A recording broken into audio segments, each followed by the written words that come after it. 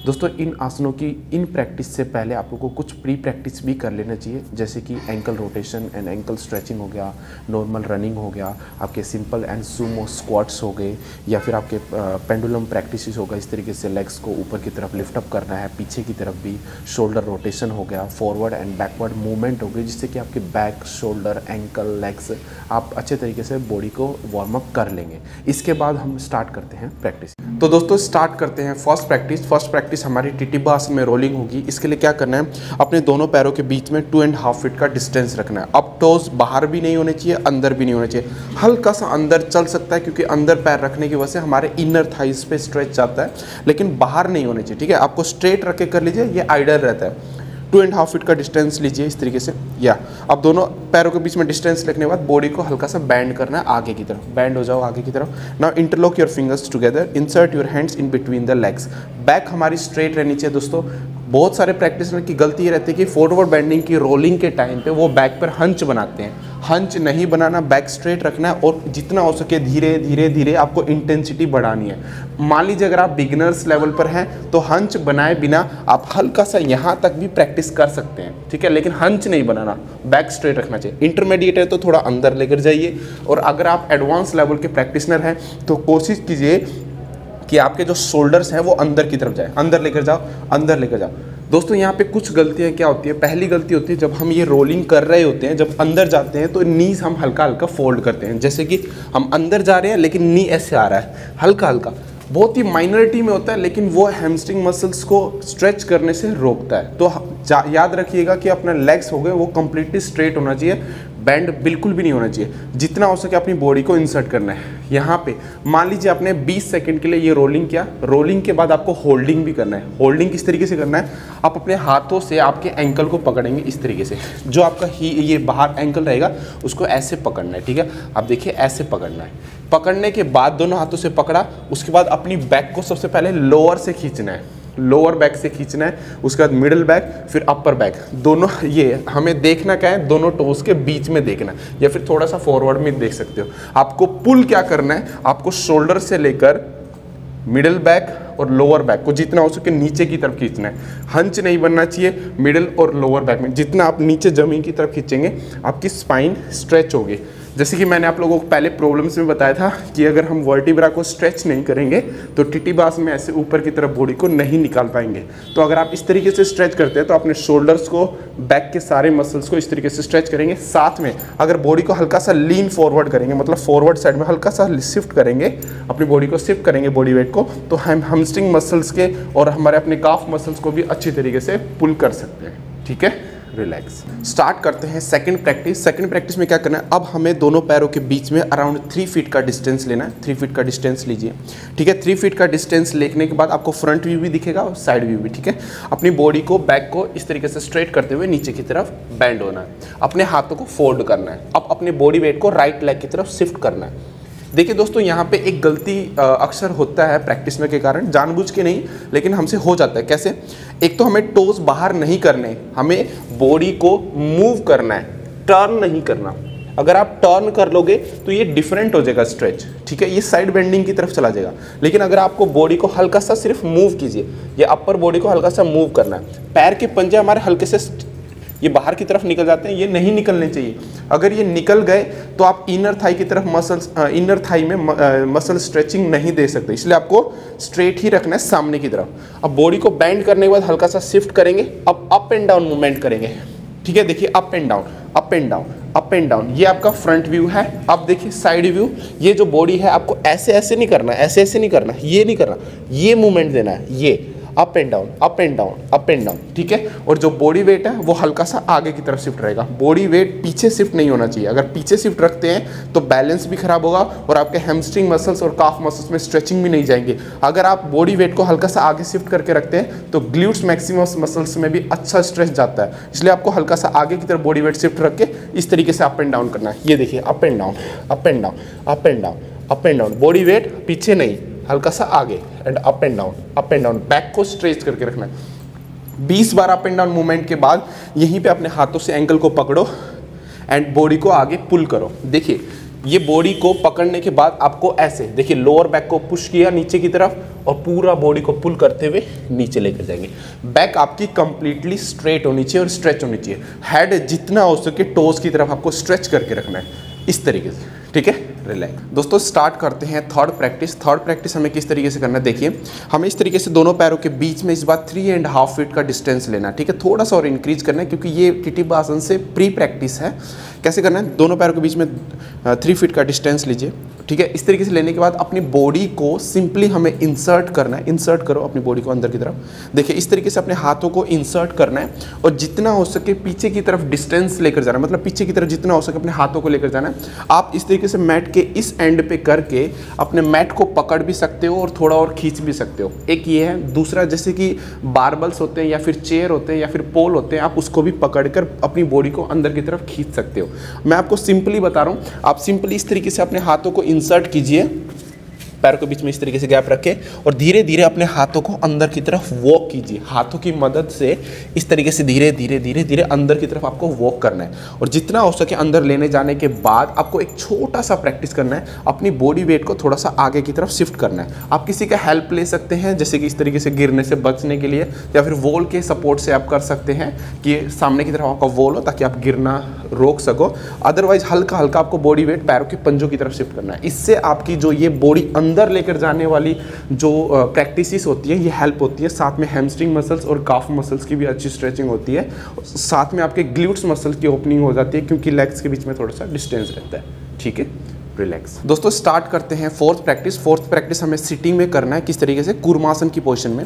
हमें उसके लिए ब्रिक्स का सपोर्ट चाहिए। पीछे की तरफ बैठेंगे, अपने दोनों पैरों के बीच में अराउंड 2.5 फीट का डिस्टेंस लेंगे इस तरीके से और ब्रिक्स के ऊपर आपने सिर्फ और सिर्फ हील्स को रखना है। हील से ज़्यादा अपने काफ मसल्स को मत रखिएगा, नीज को नीचे प्रेस करना है। अब हमें यहाँ पे अपने दोनों हाथों को इंसर्ट करना है इस तरीके से। एक पैर को उठाया, एक पैर को उठाएंगे, हमें एक शोल्डर को इस तरीके से अंदर लेकर जाएंगे, दूसरे हाथ नीज को ऊपर उठाएंगे और दूसरे हाथ को इस तरीके से अंदर की तरफ लेकर जाएंगे और हाथों को स्प्रेड करके अपने नीज को धीरे धीरे बाहर की तरफ स्ट्रेच करेंगे और नीचे की तरफ प्रेस करेंगे। अब जिन प्रैक्टिशनर का ये बॉडी नीज के नीचे नहीं जाता वो क्या करेगा, अपने हील्स को बाहर की तरफ से पकड़ेगा और आगे की तरफ बॉडी को इस तरीके से पुल करेगा, ठीक है। बाय द वे बट अगर आप 3 प्रैक्टिस पहले के अगर कर लेते हैं तो ये आपका आसानी से हो सकता है। अब यहाँ पे करना क्या है, हमें इस तरीके से अपने हाथों को इंसर्ट करने के बाद क्या होता है कि जो बैक में बहुत ज़्यादा हंच बनता है, अपनी बॉडी को सामने की तरफ पुल करके इस पोर्शन को नीचे प्रेस करना है, ठीक है। लेग्स को सामने की तरफ स्ट्रेच करना है, नीज स्ट्रेट होने चाहिए, नीज से बॉडी को नीचे प्रेस करना है और बैक को आगे खींचना है। मान लीजिए अगर आप बैक को आगे खींच नहीं पा रहे तो आप सपोर्ट ले सकते हैं। जो सपोर्टर होगा या जो ट्रेनर होगा इस तरीके से आपके पीछे आकर आपके लोअर बैक को सामने की तरफ इस तरीके से पुल करवाएगा, मतलब आगे की तरफ प्रेस करवाना है। नीचे से पहले लोअर बैक से इसको आगे की तरफ इस तरीके से प्रेस करना है, फिर धीरे धीरे बॉडी को हाथों को आगे मूव करके मिडिल बैक से इसको नीचे प्रेस करने की कोशिश करना है। जितना धीरे धीरे धीरे इसको नीचे प्रेस करके इसकी बैक को स्ट्रेट करवाने की कोशिश करना है, जिसकी हेल्प से आपका बैक स्ट्रेच होगा, हैमस्ट्रिंग मसल्स भी स्ट्रेच होंगे। यहाँ पे जैसे कि इसने अभी 1 ब्रिक्स लिया, यहाँ पे हम 2 ब्रिक्स भी रख सकते हैं इस तरीके से, ठीक है। जैसे जैसे आप इसके हाइट बढ़ाते जाएंगे फ्लेक्सिबिलिटी हैमस्ट्रिंग मसल्स की उतनी ही धीरे धीरे इंक्रीज होती जाएगी और नीचे इसको प्रेस करते हुए रहना है, ठीक है। नीज को आप 3 ब्रिक्स भी कर सकते हैं, 4 ब्रिक्स भी आप कर सकते हैं। जितना ऊपर उठाएंगे हिप जॉइंट के लिए भी और ग्लूट्स मसल्स के लिए भी ये काफ़ी अच्छी प्रैक्टिस हो जाती है। इसकी हेल्प से आप 1-5 सेकंड से जिसमें सिर के पीछे अपने पैरों को रखना था वो प्रैक्टिस भी आप इम्प्रूव कर सकते हैं, ठीक है। रिलैक्स। दोस्तों स्टार्ट करते हैं 5th प्रैक्टिस। 5th प्रैक्टिस आपको ट्रेनर के सपोर्ट से करनी है या फिर आप सेल्फ भी कर सकते हैं किसी पोल की हेल्प से, बट अगर ट्रेनर की सपोर्ट से आप करते हैं या फिर किसी फैमिली मेम्बर की हेल्प से करते हैं तो ये बेटर स्ट्रेच हो सकता है। कैसे करना है, देखिए इस तरीके से जो प्रैक्टिशनर है खड़े हो जाओ, इस तरीके से खड़े होकर दोनों पैरों के बीच में 2.5 फीट का डिस्टेंस लेंगे। जो ट्रेनर है अपने दोनों लेग्स को उसके हील्स के इस तरफ सपोर्ट करेगा ताकि वो आगे की तरफ ना गिरे और उसके बाद उसके दोनों हाथों को इस तरीके से पकड़ना, आपको रिस्ट टू रिस्ट पकड़ सकते हैं। उसके बाद हल्के से उसके शोल्डर को एडजस्ट करते हुए नीज से बाहर निकालेंगे और जो प्रैक्टिशनर है वो आगे की तरफ लीन हो जाएगा इस तरीके से, ठीक है। इस तरीके धीरे धीरे धीरे धीरे आप जितना हो सके वो आगे की तरफ लीन फॉरवर्ड हो जाएगा और जो प्रैक्टिशनर है उसके शोल्डर को इस तरीके से बाहर निकालना है ट्रेनर को हेल्प से। और इस तरीके से निकालने के बाद वो गर्दन ऊपर उठाओ, गर्दन इस तरीके से उठाकर एक तरीके से प्री पोजीशन पे आ जाएंगे हम टिटिब्बा आसन के। ये डेफिनेटली आपको हेल्प करता है टिटिब्बा आसन को जब फाइनल पोस्चर में आप हाथों को इंटरलॉक करने में जिसकी प्रॉब्लम होती है, वो इस प्रैक्टिस से अपने बैक को स्ट्रेच करके, अपने लंबर पोर्शन को नीचे की तरफ और खोल के, अपने नीज़ को स्ट्रेट करके, हैमस्ट्रिंग मसल्स को रिलैक्स करके, इस तरीके से स्ट्रेच करके अपने टिटिब्बा आसन को आसानी से कर सकता है। तो दोस्तों स्टार्ट करते हैं सिक्स्थ प्रैक्टिस हमें टिटिब्बा आसन की प्री पोजीशन में हमें वॉकिंग करना है, जिससे कि हमारे लेग्स के मसल की स्ट्रेंथनिंग हो जाए और हिप मसल की मोबिलिटी इंक्रीज हो जाए, जो कि टिटिब्बा आसन को लंबे टाइम तक होल्ड करने में और उसके मूवमेंट देने में आसानी होता है। किस तरीके से करना है, दोनों पैरों के बीच में हम 2.5 फीट का डिस्टेंस लेंगे। इस तरीके से अपनी बॉडी को अंदर की तरफ इंसर्ट करना है। मान लीजिए आपके हाथ पीछे की तरफ इंटरलॉक नहीं हो सकते, तब हमें किस कंडीशन में करना है, अपने हाथों को इंसर्ट करके शोल्डर को बाहर हल्का सा निकालने की कोशिश करना है। अगर हल्का नहीं निकलता तो कोई बात नहीं, लेकिन हल्का सा अगर बाहर निकालते हो तो ज़्यादा बेटर हो जाता है। अगर नहीं निकालते तो सिंपली इसको ऐसे पकड़ना है, ठीक है। हल्के से नीज को आप बेंड कर सकते हो, हल्का नी बेंड हो सकता है वॉकिंग के टाइम पे। और उसके बाद अपने हाथों से इसको एंकल को इस तरीके से पीछे की तरफ से ऐसे पकड़ना है। अब हमें एक पैर पे बॉडी वेट शिफ्ट करना है, एक पैर को रिलीज करके एक पैर को आगे रखना है। उठाओ एक तरफ से, ये वॉकिंग किया, फिर हमने दूसरा स्टेप लिया, फिर हम तीसरा स्टेप लेंगे।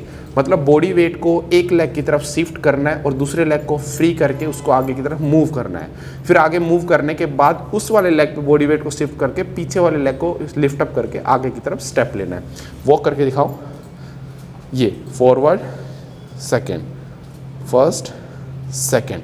अगर यहाँ पर आप कर सकते हैं तो अपनी बैक को पुल करके रखिए, हल्का सा नी बैंड, कोई बात नहीं, आप कर सकते हैं वॉकिंग के टाइम पे। अदरवाइज आपको टिटिब्बा आसन की सारी प्रैक्टिस में लेग्स को स्ट्रेट रखना है वॉकिंग के टाइम पे, इसलिए ताकि आपकी थाई मसल्स की, और जैसा कि मैंने पहले एक्सप्लेन किया था कि हमारे इनर जो थाइस के मसल्स में वीकनेस होने की वजह से पुल हो जाते हैं, वो चीज़ इस प्रैक्टिस से अवॉइड हम कर सकते हैं, ठीक है। इस तरीके से आपको 20 स्टेप्स फॉरवर्ड 2 बार सेट आपको कम से कम करने चाहिए। रिलैक्स। तो स्टार्ट करते हैं सेवेंथ प्रैक्टिस हमें हलासन एंड पश्चिमोत्तानासन में रोलिंग करना है, और इसका फ़ायदा आपको बैक की मसल्स पर ज़्यादा पड़ता है, क्योंकि जैसे बिगनर्स और इंटरमीडिएट लेवल के जो प्रैक्टिशनर हैं जब टिटिब्बा आसन को करते हैं तो बैक की मसल्स में उनको सोरनेस हो सकती है, स्वेलिंग हो सकती है, क्योंकि उन्होंने उससे पहले अपनी बैक को इस तरीके से अंदर की तरफ लिफ्ट अप नहीं किया।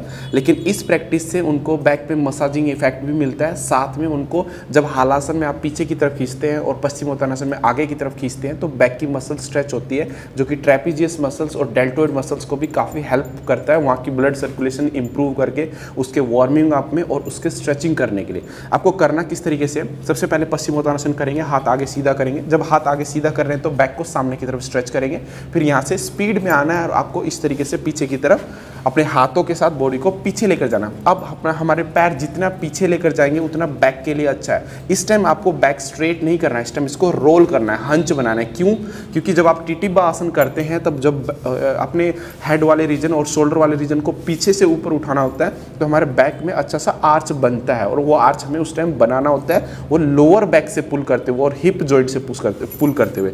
यहाँ से फिर स्पीड में हम आगे आएंगे, फिर आगे पश्चिमोत्तानासन करेंगे, फिर वापस आएंगे हलासन मैक्सिमम पीछे, फिर पश्चिमोत्तानासन स्पीड में, पश्चिमोत्तानासन हलासन पश्चिमोत्तानासन, और इस तरीके से आपको 10 से 12 बार इसको प्रैक्टिस करना चाहिए, जिससे कि आपकी बैक की मसल अच्छे से रिलीज एंड रिलैक्स हो जाए और स्ट्रेचिंग के लिए हेल्पफुल रहे। रिलैक्स। तो दोस्तों स्टार्ट करते हैं टिटिब्बा आसन के लिए 8th प्रैक्टिस आपको बेल्ट की हेल्प से करना है। जैसे कि इस तरीके से बेल्ट लीजिए और इसको दो बार फोल्ड कीजिए। एक बार आपने फोल्ड किया, उसके बाद एक बार और इसको यहाँ से फोल्ड कर लीजिए और इतनी इसकी हाइट बना लीजिए। अराउंड 2.5 फीट की डिस्टेंस बनता है, मैक्सिमम 2.5 फीट से ज़्यादा नहीं होना चाहिए।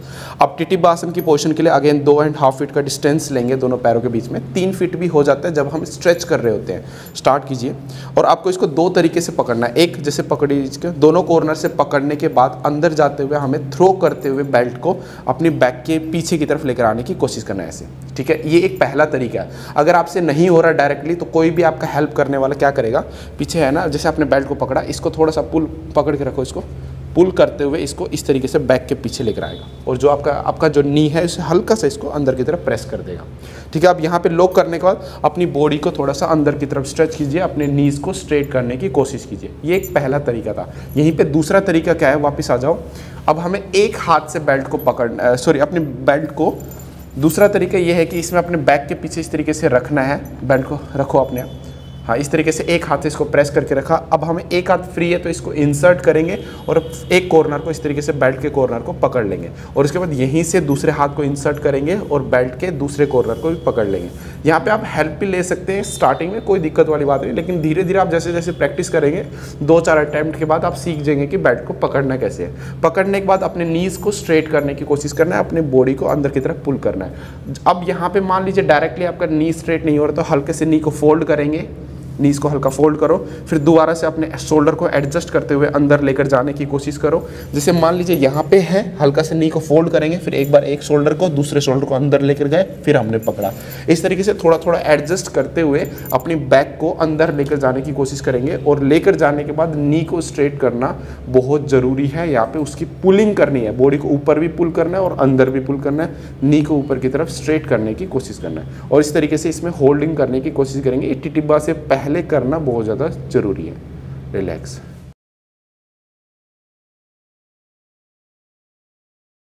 तो दोस्तों स्टार्ट करते हैं टिटिब्बा आसन के लिए टेक्निक। मैं आप लोगों को 3 तरीके बताऊंगा जिससे कि आप टिटिब्बा आसन को मैक्सिमम स्ट्रेच करके अपने टिटिब्बा आसन को परफेक्टली और एडवांस तरीके से कर सकते हैं। स्टार्ट करते हैं फर्स्ट टेक्निक। देखिए क्या करना है, दोनों पैरों के बीच में 2.5 फीट का डिस्टेंस रखना है। अपनी बॉडी को साइड से दिखाओ, अपने बॉडी को बैंड करते हुए अपनी अपर बॉडी को अंदर की तरफ इंसर्ट करना है, अपने एंकल को पकड़ना है बाहर की तरफ से, बॉडी को हल्का सा पुश किया अंदर की तरफ इस तरीके से और धीरे से अपने हाथों को ऊपर लेकर आएंगे और ऊपर की तरफ इस तरीके से इंटरलॉक करना है। ये इंटरलॉक करने के बाद अपने लेग्स को स्ट्रेट करना है और धीरे धीरे हेड को धीरे से अंदर की तरफ रोल करते हुए ऊपर की तरफ उठाना है।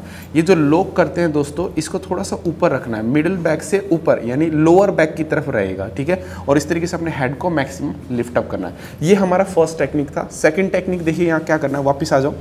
अब अपने पैरों के बीच में इस तरीके से रखना है, देखो दोनों पैरों को इस तरीके से, अपने टोज को बाहर रखना है और हील्स, दोनों हील्स को बिल्कुल क्लोज रखना है, 3 से 4 उंगली के गैप, इससे ज़्यादा नहीं लेना। अब नीज को बाहर की तरफ फोल्ड करते हुए अपनी बॉडी को इंसर्ट करना है।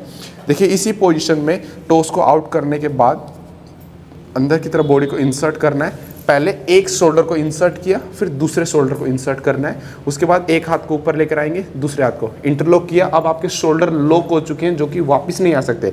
अब धीरे धीरे अपने पैर को वाइड करेंगे, एक पैर को किया, फिर दूसरे को किया, फिर दोबारा पहले को किया, फिर दूसरे को किया।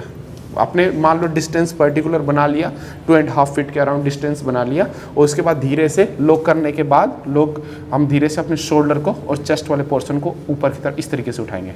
अपनी बॉडी को पुल करना है, अच्छे से इंटरलॉक करके अपने शोल्डर को बाहर निकालने की कोशिश करना है और धीरे से इस तरीके से रहना, ठीक है। धीरे से वापस स्टार्ट करते हैं थर्ड टेक्निक। थर्ड टेक्निक में हमें दोबारा अपने पैरों के बीच में 2.5 फीट का डिस्टेंस जो है वो पहले ही लेना है, ले लो।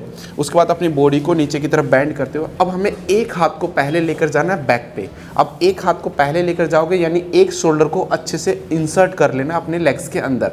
उसके बाद फिर दूसरे शोल्डर को भी इंसर्ट करना है और दूसरे हाथ को भी पीछे की तरफ लेकर आना। देखिए मेन इसमें चीज़ क्या होता है कि आप हाथ को किस तरीके से इंटरलॉक करते हो और शोल्डर को स्टार्टिंग में लेग स्ट्रेट करने से पहले ही शोल्डर को कितना इंसर्ट कर लेते हो।